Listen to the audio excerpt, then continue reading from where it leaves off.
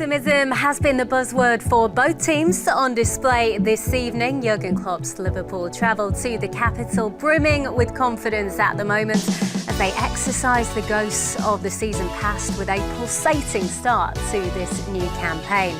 Spurs, though, too, they are unbeaten in the league as well and are also on a high as they fully embrace everything that is Ange ball. Tottenham and Liverpool put their unbeaten Premier League runs on the line tonight when they square off in North London in what is no doubt, I think, this weekend's standout fixture. And a very warm welcome to Matchday Live. Mark Lawrenson and Gary Gillespie are alongside me tonight to give us their thoughts on the game very shortly. First, though, we're going to hear from another former Red. Jan Molby is with Mark Benstead down at the Tottenham Hotspur Stadium. Thank you, Becky. Yeah, two teams in a pretty good place just now. And Jan, you've seen a lot of Spurs over recent seasons. Sum up the change in mood around this place compared to some of the previous managers. I think almost this is what they've been waiting for ever since they got the new stadium. I think there was a general feeling that now we get ourselves a new stadium, we can compete. We can compete for the best managers, we can compete for the best players. But what they didn't get was managers who fitted the way that the supporters wanted the team to play. They've had Mourinho, they've had Antonio Conte, and in the end, he didn't get them there. I think the supporters put up with it because they thought it would take them where they wanted to be. It didn't, and then the football was boring, and they turned on him. Now they got somebody that nobody expected he was going to do what he's done so far, and I've been here a couple of times this season. It's like a rebirth of a football club. The atmosphere is incredible. Yeah, more touches in the opponent's box than any other team, more shots than any other team. This will be a very different encounter to the ones we've had in recent seasons here, won't it? Yeah, absolutely. Regardless of how Liverpool play, Spurs will play their own way. And that will be that they'll be attacking. You'll see them coming, they'll be attacking with 5 or 6. For the people who haven't seen Spurs this season, got 2 attacking fullbacks who also ends up in the box. They've got the front 3 who are all mobile, all quick. So you will see Spurs at every opportunity to try and attack Liverpool. Does that give Liverpool chances, though, if we flip it around for a positive spin? Yeah, absolutely. I mean, they concede goals, but they also concede chances. So yeah, absolutely, Liverpool will get chances. It'll be an end trend. I will be so disappointed if this is not one of the matches of the season. There you go, that is a bold claim indeed. In the build-up to this game, Ange Postecoglou was asked about the fact he was a Liverpool fan growing up. He had posters of Kenny Dalglish on his wall. He says, though, as you grow older, things do change. He says, back then, he used to like Happy Days as well, but he doesn't have posters of the Fonz on his wall. Who will be having a happy day today? We'll soon find out. We'll have the team news for you and Ralph, Mouth and Potsy in the studio very shortly. Yeah, back to the lads very shortly, but Jan says there, Gary, one of the games of the season he's expecting it. A big statement, but it does feel like a big one, this, doesn't it? Well, I think it's got all the ingredients, doesn't it? Like, so often we talk about two big clubs coming together and sometimes it can fall flat, but I think the way that both teams will go about their business in this game, I think it will be exciting. I think, when you're looking at Tottenham now, they've got players in forward positions that are exciting, they're attacking. They're encouraged by the manager to get forward as well, which hasn't been the case in the last couple of managers. So I think all in all, it's got the ingredients of being an absolute classic. Let's hope it lives up to its billing. Oh, absolutely. And it feels for Liverpool as well. It's a chance to almost put a bit of a marker down, a good result here this evening against Tottenham, and you feel like, that a serious title race is possibly on for them. Yeah. But then maybe if it doesn't quite go our way tonight, a question's asked, maybe. Well, questions are asked anyway, even if you draw, aren't they, all the time? Such is the pressure. But yeah, I understand that. But tell me, what is Ange ball? What exactly is it? It's a new trendy phrase, isn't it? It happens with any manager. They kind of give it a little nickname, and obviously it's his style that he's implemented. His style's good, isn't it? It's a very different style to what they've been playing in recent seasons. But it's good. It is, and it's effective. And as Jan says, they will make lots of chances, and they are very much, an attacking team.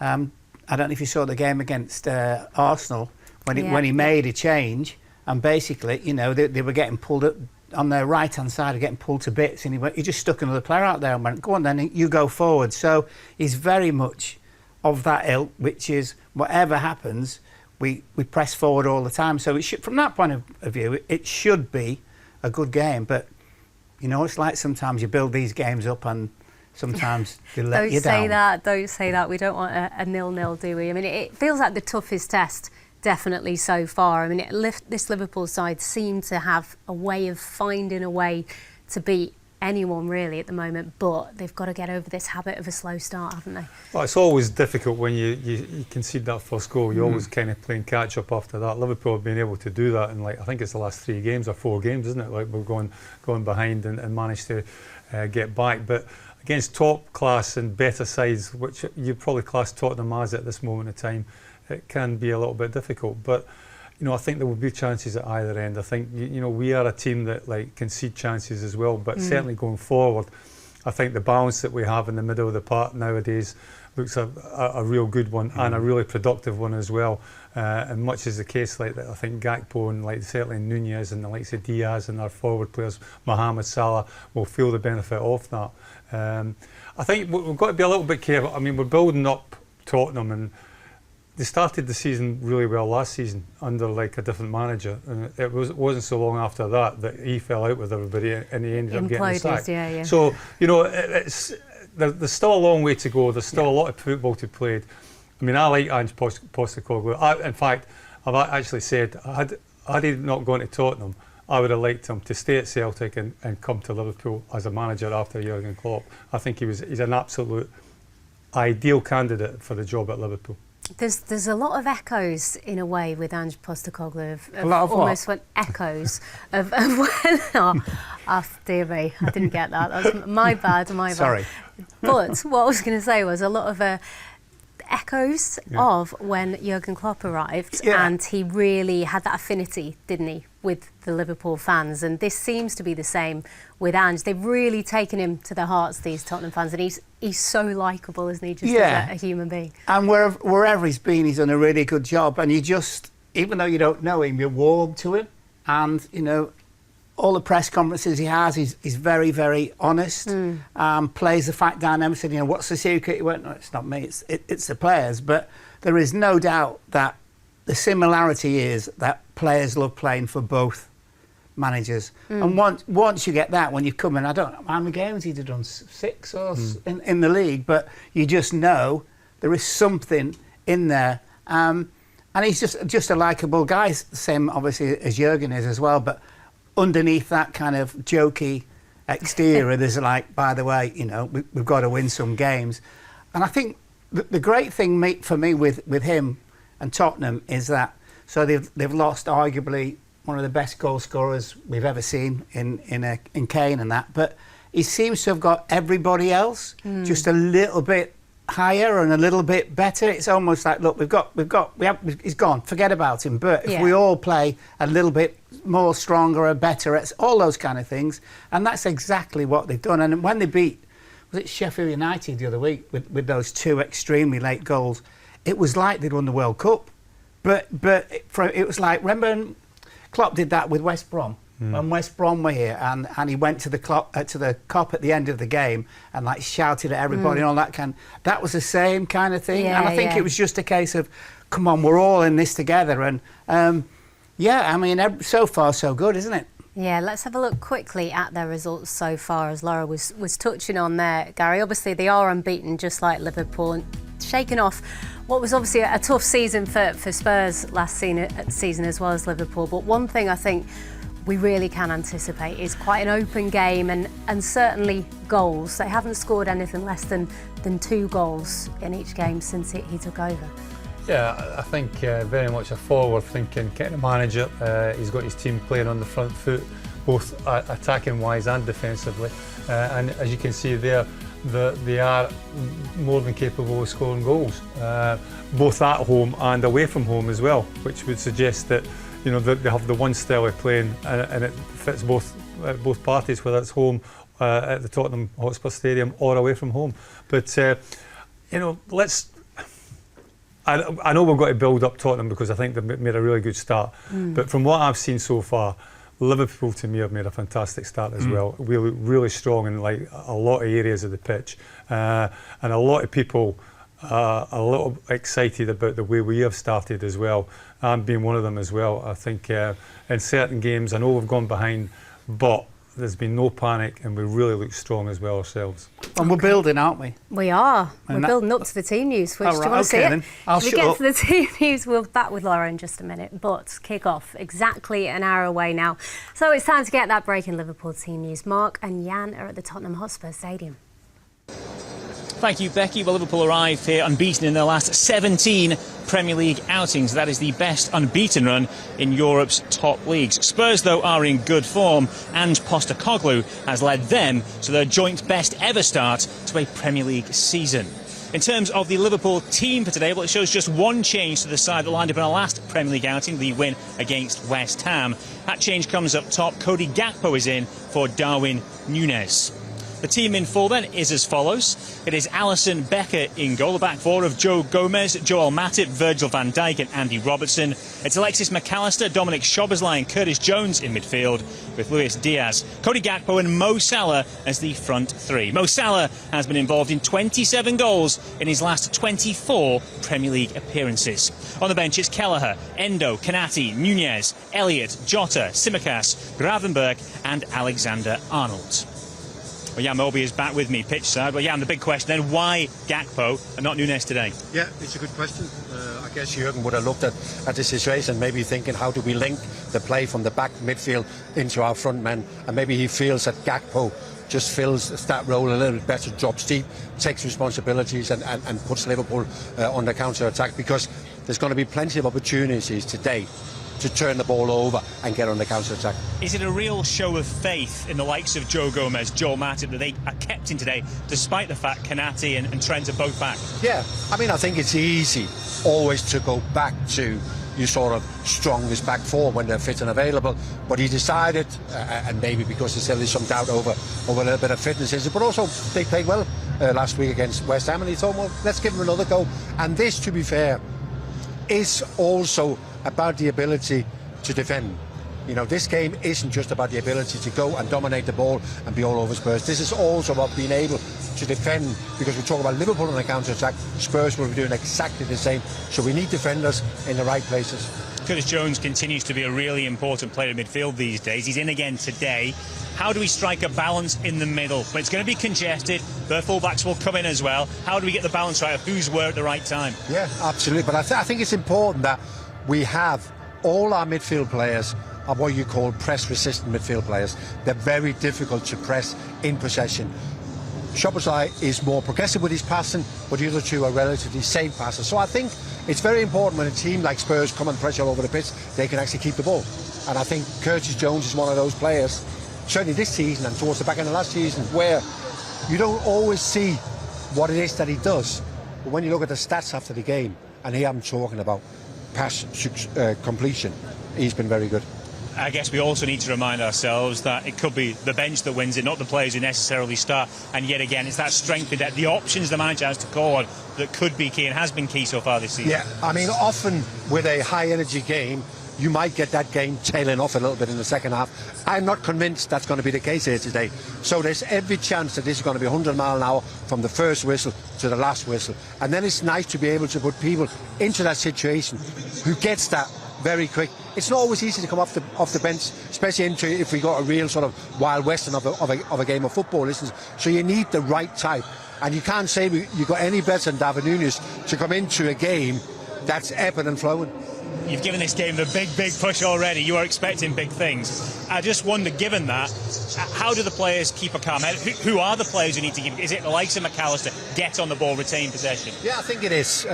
Because I think even the Liverpool players who are themselves used to playing at some tempo, I think they'll get a shock, but they might be a little bit surprised at how aggressive Tottenham are. So it is important for the first 15-20 minutes that you settle yourself down and you get your part of the game going. That's very important.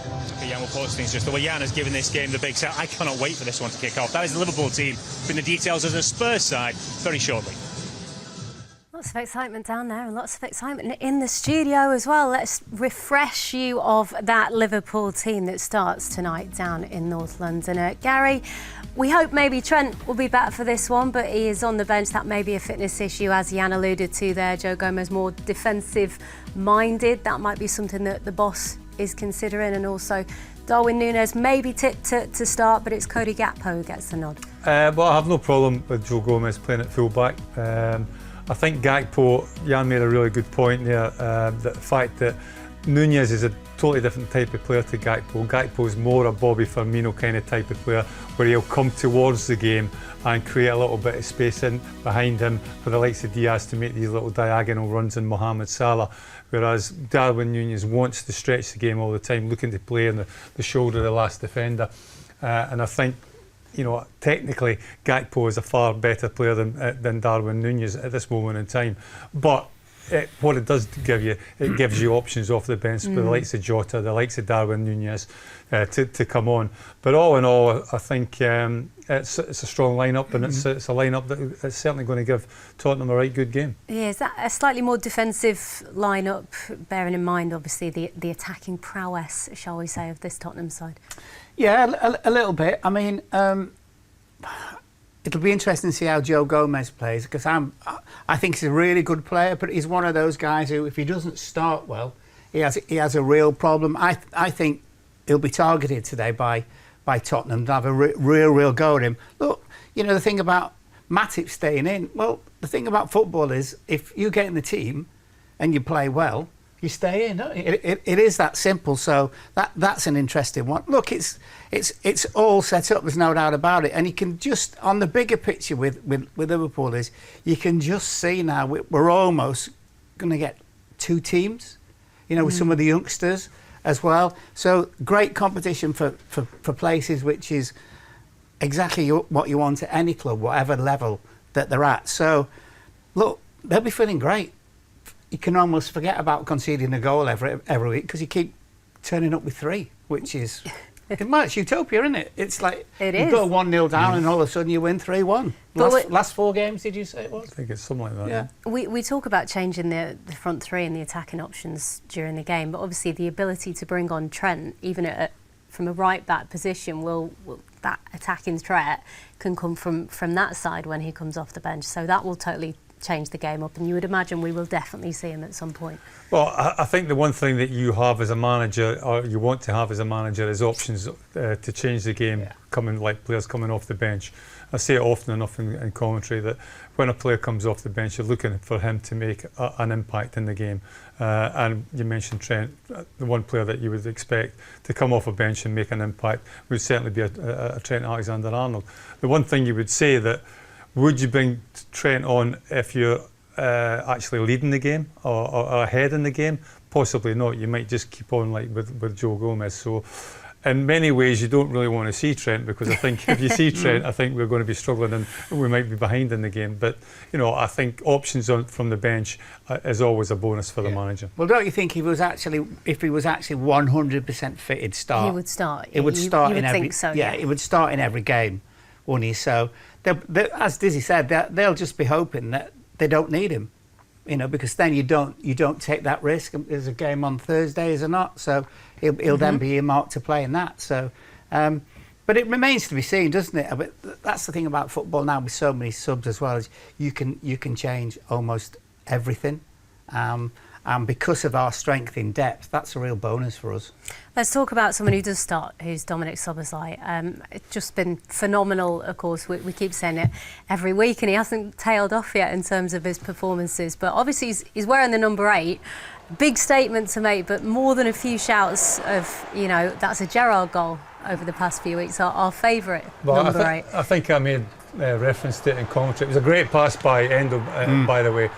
Something that, you know, we've been sadly lacking for like a number of seasons. That ball between the lines. So all credit to him as well. But yeah, I mean, the fact that he wears the number 8, the fact that he puts his foot through it, like very similar to Steven Gerrard, hits to the back of the net. It was ironic actually, because his first 3 touches when he came on as a sub were awful. In fact, he should have been hooked off actually. Yeah. But then, you know, the 4th touch is a rocket like that, and it basically seals the game for you and wins the game. So he's been a fantastic buy so far. It's early days in his Liverpool career, but from what we've seen so far, he's been, well, when I say a bargain at 60-odd million, it looks as if he's going to be a top-class player. I've never seen anybody in all the time when we were playing, and obviously now with all the teams, come in so quickly and look so comfortable. So and he yeah. wasn't. It wasn't like he was just playing it easy as you do when you come in because you don't want any mistakes. It was like,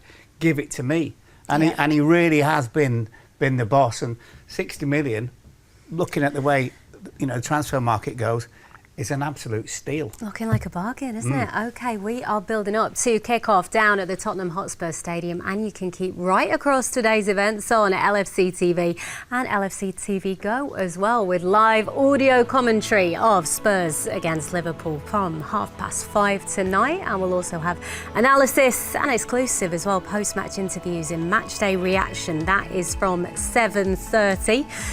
Then later on, free highlights are available to watch on Go from 9:30 tonight, before the full match replay is available on demand at midnight tonight. And then on Monday, look out for Inside, where we go behind the scenes at the Tottenham Hotspur Stadium. That will be on the LFC YouTube and Facebook pages. Now, for those of you watching us on social media right now, we are calling time goodbye, but you can continue to enjoy the build-up on LFC TV and LFC TV Go after the break. Details of how to subscribe are on the official website, liverpoolfc.com/watch. For the rest of you watching Matchday Live, there's plenty more to come before kick-off, including the thoughts of Jürgen Klopp and Ryan Gravenberch as well. Plus, all you need to know about the opposition today. That is coming up next. Stay with us.